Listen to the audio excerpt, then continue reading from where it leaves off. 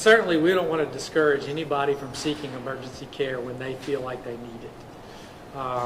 What we're seeing with Omicron is, relatively minor common symptoms, a little bit of a dry cough, some congestion, a little bit of runny nose, sore throat, maybe some body aches, not a lot of fever, but maybe some fever. I would really encourage people to think about using the emergency department when they feel that something out of the ordinary than a normal kind of winter cold is occurring.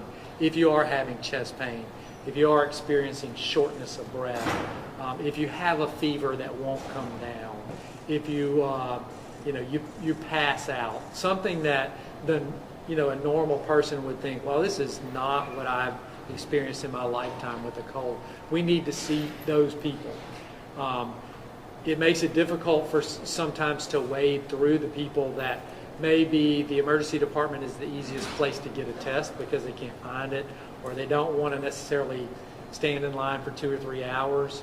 What we're encouraging people to do is, if you have those symptoms and you can't find a test, assume that you have it and isolate yourself for 5 days. 5 days goes by a lot quicker than 10. It's half the number. And that's the best part of valor. If you wait 3 days to find a test, it may be 3 days before your test is back, and you could have had jailbreak by then. So I think just using applying some common principles like that will really help people know when they should and should not go to the emergency department.